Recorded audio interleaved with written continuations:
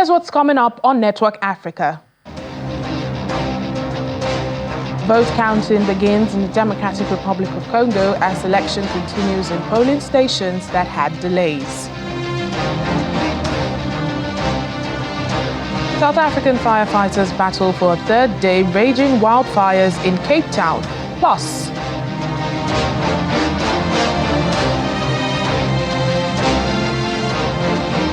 Nigeria's Port Harcourt Refinery recommences operation to begin production of refined petroleum products.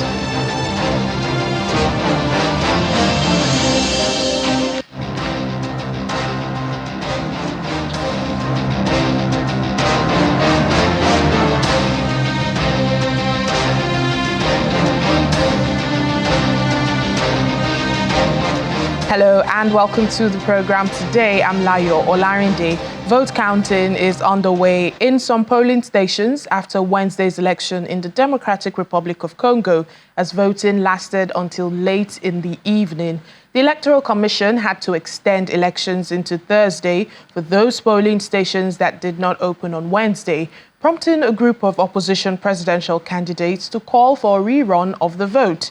The head of the Electoral Commission estimates that at least 70% of voters had the chance to cast their ballots. While President Felix Tshisekedi faces 18 candidates as he's seeking a second term in this high-stakes election, 4 of his challengers have called for the entire poll to be cancelled. All results are supposed to be announced by the 31st of December, and the winner will be the candidate with the most votes, with no runoff if they fail to cross the 50% mark.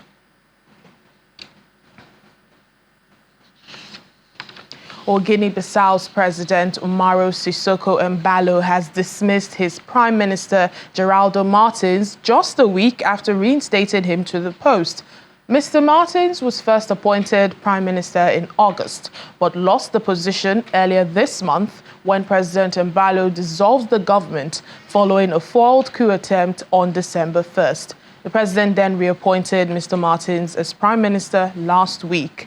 A presidential decree issued on Wednesday announced that Rui Duarte de Barros, who previously served as the country's transitional PM between 2012 to 2014, would now replace Mr. Martins.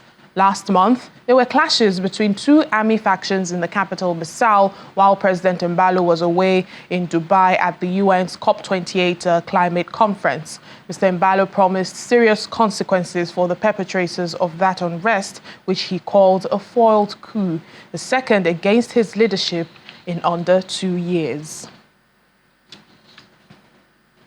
Back here in Nigeria, the Port Harcourt Refinery, one of the nation's 3 refineries, has recommenced operation. This is in line with the federal government's pledge to ensure that production of refined petroleum products begins again at the facility before the end of this month.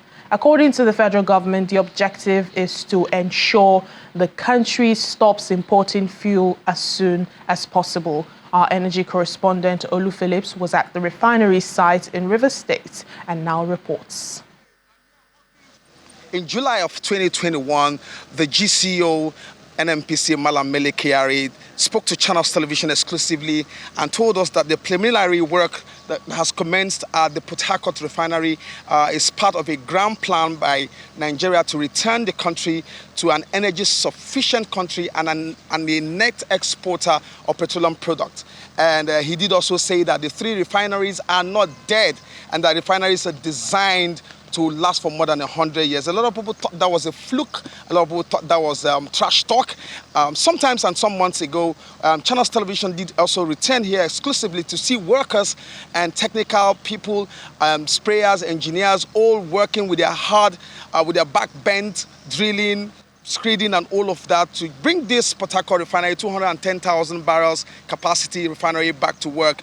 And we did bring you that exclusive report from this refinery, and did say that it does appear from what we see that the presidential directive to get the refinery open running by December and contribute to the renewed hope agenda will be realized. Today, again, we are here at the Port Harcourt Refinery. And I can tell you this, what has happened is this. the Port Harcourt Refinery has achieved a mechanical completion. It's important for you to understand how this contract was structured. It's an EPCIC contract, meaning EPC and IC. So engineering, procurement, and construction, then installation and commissioning. All of these processes have taken place and have come to an end, and that means you can safely say that it has achieved mechanical completion. Howbeit, just to understand the way these things work, it means that there are two refineries here in one. The first one, which is the 60,000 capacity refinery, is the one that has been set up and running today, and the other one, which is the 150 capacity, is coming on strongly in terms of rehabilitation and in terms of work and construction and all of the new installations that needed to be done to make sure that they all come back to stream. So today, what has happened is there's a mechanical completion, and what that simply also means is that it is ready to receive product. But as it were, in your construction or in building construction, for instance, where you have just finished installing your pumping machine, your plumbing wares, all your plumbing lines, all your electrical lines, you now go into what you call testing. That process is what is going to happen to ensure that everything that has been done, where you need some fine-tuning, you do that. Where you need to tune down, where you need to tune up, you can do that. And once the products come in, then this refinery begins to crack those products, and Nigeria can safely say it has returned to the days when refining is done in country. From the Port Harcourt Refinery, this is Olu Phillips reporting for Channels Television News. In the meantime, Minister of State for Petroleum Resources Heineken Lokobiri highlights events leading to the commencement of operations. Today is a very unique day. You can recall that we ought to have held this TECO meeting sometime in the month of November. But for some reason, maybe by providence, I was outside the country, GCO2 was outside the country, EVP was outside the country. Most of us were outside the country, and so we couldn't hold this TECO. We rescheduled, and then something happened again, we were not in the country. And then eventually we resolved that it's better for us to hold today's TECO that will coincide, with the commencement of operations, of the Port Harcourt Refinery. So, distinguished ladies and gentlemen, I'm not going to bore you anymore because, people who have spoken before me have spoken all that I would have said, but just to announce to Nigerians that the fulfillment of our pledge, to bring on stream phase 1 of the Port Harcourt Refinery by the end of 2023, and the subsequent streaming of the phase 2 in 2024, we heartily announce the mechanical completion of flare startup on the 20th of December 2023.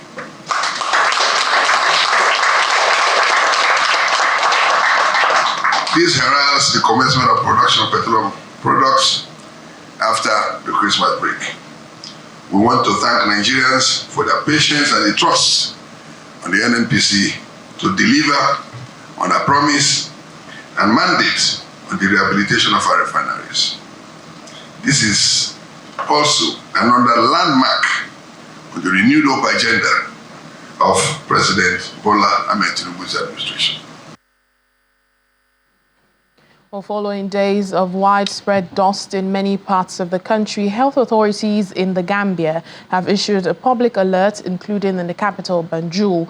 The health ministry warns that prolonged exposure to dust could lead to chronic breathing and lung problems. The public has also been advised to stay indoors as much as possible, while those who would like to go outside their homes are urged to wear masks and glasses.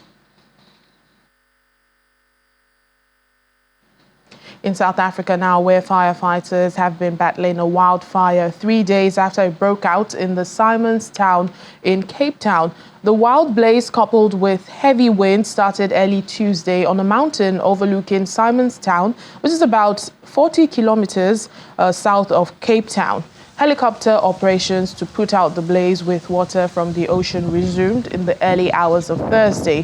While authorities have said evacuations are not needed, they noted that the fire is getting closer to properties and the situation is being monitored.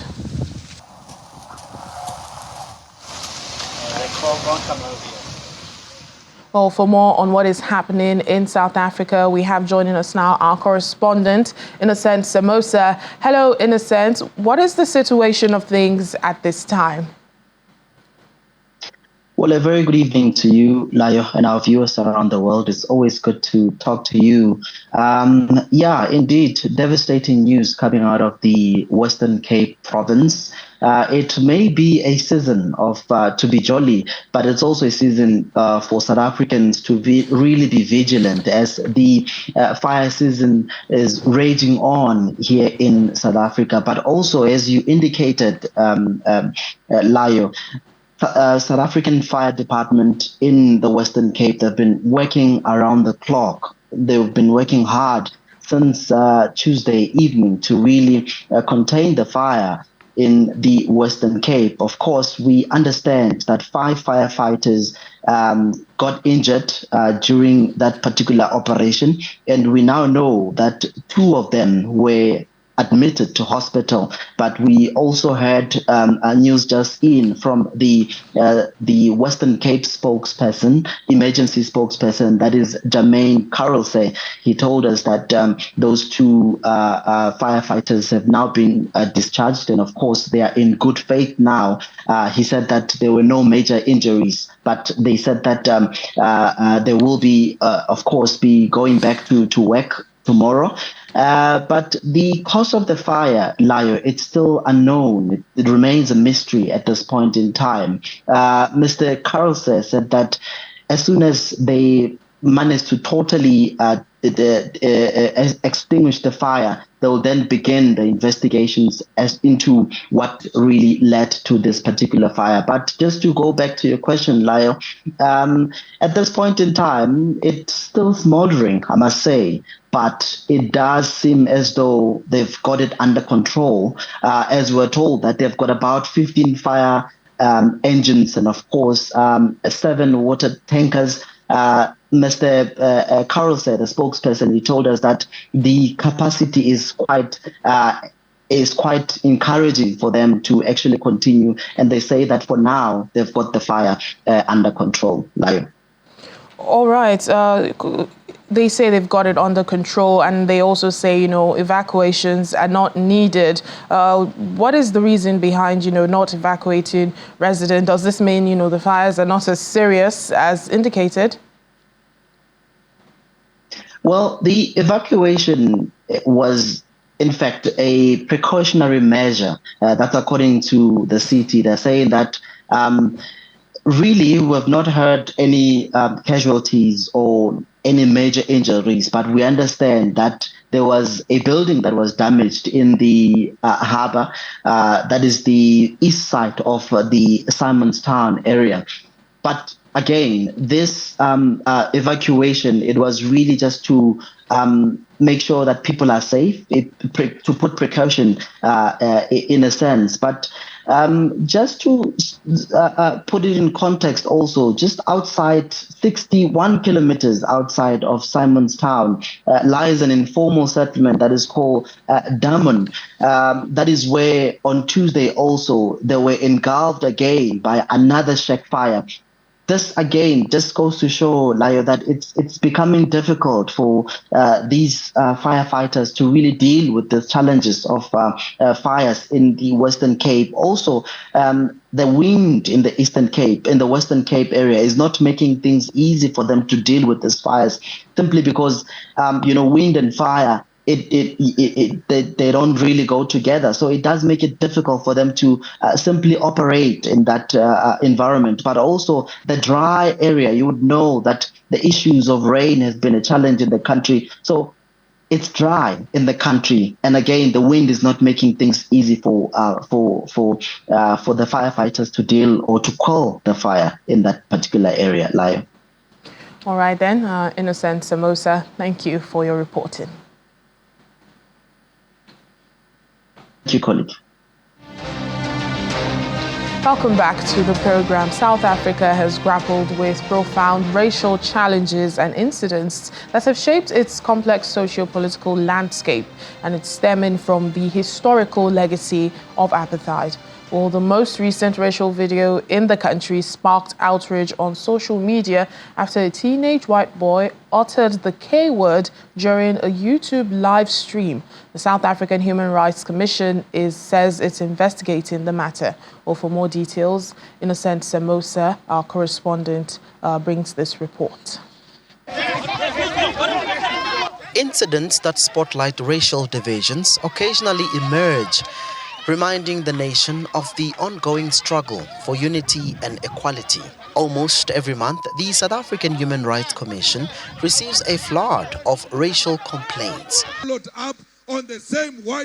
Addressing his supporters at the Western Cape 3rd Provincial People's Assembly, the leader of the Economic Freedom Fighters, Julius Malema, says violence should be responded to with violence. Why are the victims of racism not attracted to you? Do you exist in paper, or do you exist amongst our people? And do you help these victims of racism to confront racism and nip it on the bud?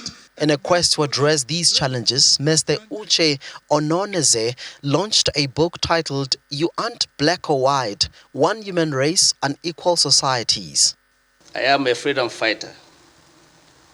Two things compelled me to write this book. That is a saying that not until the animals begin to tell their story, the story will always glorify the hunter. So it's time for Africans to begin to tell our own story. The launch saw the distinguished presence of influential figures such as Yvonne Chaka Chaka, the Turkish ambassador to South Africa, Her Excellency Aisha Kadesh, and Professor Matole Mutseha. You know, President Seretse Khama said in 1917 that African people must write their own history, because a people who don't know their history and heritage are a people without a soul. We should recognize our humanness. We should recognize that we are all a human race. And I'm sure Uche can elaborate more on the book. For me, it's about respecting each other as humans. And it can't be better than that. The continent has been highly polarized for lack of the truth. And the truth has been, or should be, that we have been sitting with global deception for hundreds of years. And what will stem from this book is that we will see how the structure of the content will filter into policy making in nations. The journey towards reconciliation and dismantling systemic racism remains an ongoing process. From Pretoria, South Africa, at the University of South Africa, Innocent Semosa, Channels Television. The United Nations Food Agency has temporarily stopped food aid in parts of Sudan's central Gaza state. Now, this is coming days after the paramilitary Rapid Support Forces, RSF, took control of the Wad Madani city in the state. The head of the UN World Food Programme in Sudan, Eddie Rowe, says the place of refuge has now become a battleground in a war that has already taken a horrific toll on civilians. Well, according to the agency, an estimated 300,000 people have fled fighting in the state since Friday last week. WFP has been providing food aid to 800,000 people in Gaza state and to those displaced by the conflict in Sudan's capital, Khartoum. There are now concerns that the spillover of the fighting into Gaza could escalate Sudan's humanitarian crisis. Meanwhile, the paramilitary Rapid Support Forces, RSF, claims to have seized another town and a military base in Gaza state. Analysts believe the control of this state, which lies south of the capital Khartoum, will enable the RSF to advance towards army-controlled states in the east, central, and southeast region. Well, 1,500 refugees and asylum seekers from Libya will be taken in by the Italian government over the next 3 years, and this is following an agreement with the UN's refugee agency. Well, the latest deal is an extension of previous resettlement initiatives in which Italy evacuated 1,300 refugees and asylum seekers from Libya. Well, among those who have already been resettled in the previous programs include refugees and asylum seekers who had moved to Libya from other African countries. UNHCR says it's welcoming the evacuation deal because it provides a critical lifeline for people facing heightened protection risks. Also, the agency is urging other countries to emulate Italy in opening up humanitarian corridors, easing pressure on host countries. Well, 52 people that have been wounded in the ongoing Israeli bombardment of Gaza have arrived in Tunisia by a special flight from Egypt for medical treatment. This is the second of such the North African country has taken following another arrival earlier this month. Well, most of the passengers are suffering from severe burns, fractures and amputations. Well, the injured were accompanied by their relatives, with many of them calling for more countries in the Arab world to follow Tunisia's example. The injured are said to have now been admitted for treatment at a military hospital in the capital city, Tunis, as well as other public hospitals and private clinics in the region.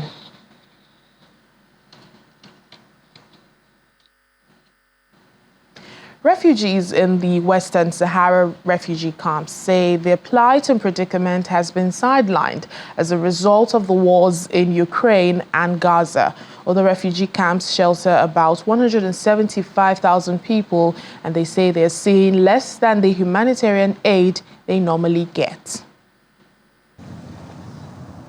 Wars in Ukraine and Gaza mean Western Sahara refugee camps are receiving less humanitarian aid, according to a Sahrawi woman in the Samra refugee camp earlier this month. In refugee camps, which shelter about 175,000 people, daily life is a drudge, says 30-year-old Manana, who complains there is less food being supplied by humanitarian agencies and less variety. Well, when the war in Ukraine started, and now in Gaza, there's a difference in humanitarian aid that we've been receiving, because we used to have more than this. But now, we're receiving less humanitarian aid. We have been here for almost 50 years. We get always the same food. There's been no changes. As always, we live with oil, flour and lentils, and that's how we live. But now it has changed because of the wars. Sahrawi refugees live in 6 camps of Rabuni, Bojador, Smara, Used, El Ayoun and Dakhla.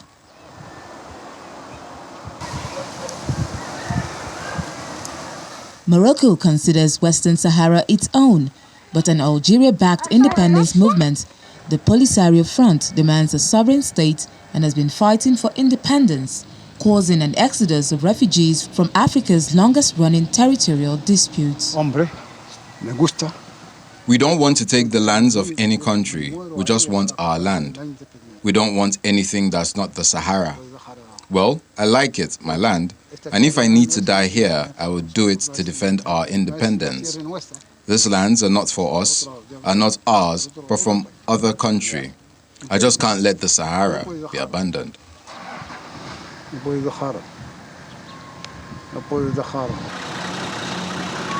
Western Sahara has been at a diplomatic impasse for more than 20 years since the ceasefire came into force between the Polisario and Morocco on the understanding a referendum would be held on independence.